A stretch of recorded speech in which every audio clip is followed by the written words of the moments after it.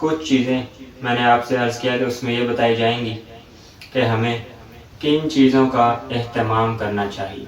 سب سے پہلی بات تو یہ یاد رکھیں کہ یہ مہینہ شہر رمضان الذی انزل فیہ القرآن، رمضان اور قرآن، اور رمضان کے ساتھ جو قرآن کی مناسبت کی بات ہے، اور چونکہ یہ قرآن بھی ایک آسمانی کتاب ہے، اور جب انسان اس کو رمضان کے اندر پڑھتا ہے تو اس کی جو کیفیت اور اس کے اوپر جو روحانی صفائی جو مرتب ہوتی ہے وہ عام دنوں میں نہیں ہو سکتی۔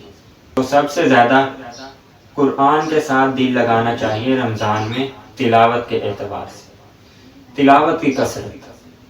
اور شیخ الحدیث حضرت مولانا زکریا صاحب رحمۃ اللہ علیہ اپنی بچیوں کے بارے میں، اپنی بیٹیوں کے بارے میں لکھتے ہیں کہ میری بیٹیاں گھر کے تمام کام کاج کے ساتھ، ان کے گھر کا کام کاج اس طرح نہیں ہوتا تھا جس طرح ہمارے گھر کا ہوتا ہے۔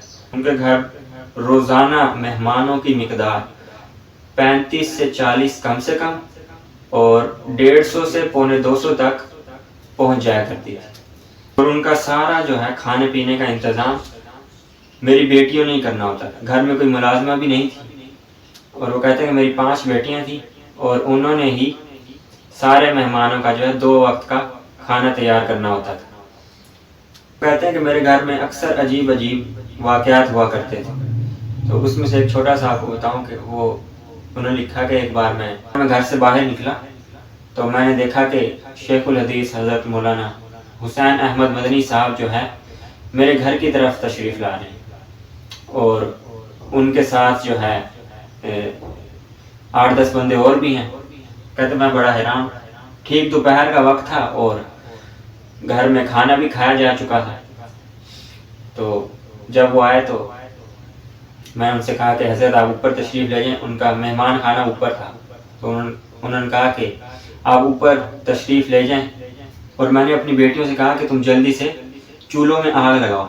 تب سوئی گیس تو نہیں ہوتی تھی، تو لکڑی والے چولہے ہوتے تھے، تو انہوں نے کہا کہ لکڑیوں کو آگ لگاؤ، اور کچھ ہانڈی کے لیے لکڑیاں جلاؤ، اور کچھ توا رکھو اور روٹیاں شروع کرو۔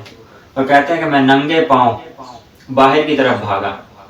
کہتے ہیں کہ میں قصاب کی طرف بھاگ رہا تھا، تو جب آگے گیا تو وہ قصاب جو ہے ہاتھ میں 2 کلو قیمہ لے کر میری گلی کی طرف ہی آ رہا تھا۔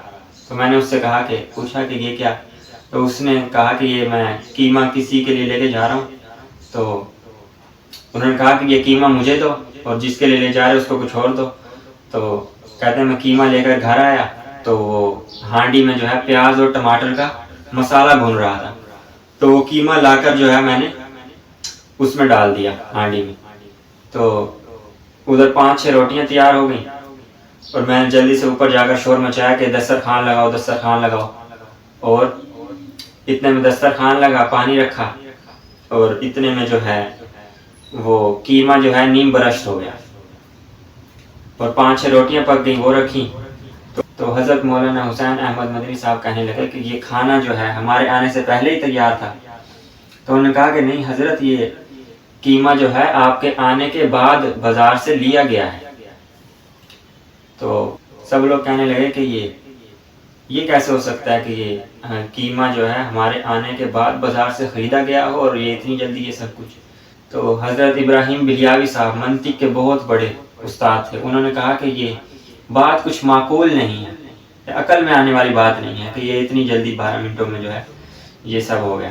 تو کہتے ہیں میں نے کہا کہ حضرت ہر بات عقل میں نہیں آتی، آپ کھانا نوش فرمائیں، لیکن یہ ہے ایسے ہی۔ تو حضرت حسین احمد مدنی صاحب رحمۃ اللہ علیہ کہنے لگے کہ تم سب کھانا کھاؤ، اس کے ہاں یہ قصے چلتے رہتے ہیں، اس کے ہاں ایسا ہوتا رہتا ہے۔ تو اس قسم کے مہمان ان کے گھر آیا کرتے تھے، اور اتنی بڑی بڑی شخصیت ان کے گھر میں ایسے اچانک آ جایا کرتے تھے۔ تو کہتے ہیں کہ اس سارے کام کاج کے ساتھ میری بیٹیاں چلتے پھرتے 20-25 سپارے قرآن کے پڑھ لیتی، اس سارے کام کاج کے ساتھ 20-25 سپارے پڑھ لیتی۔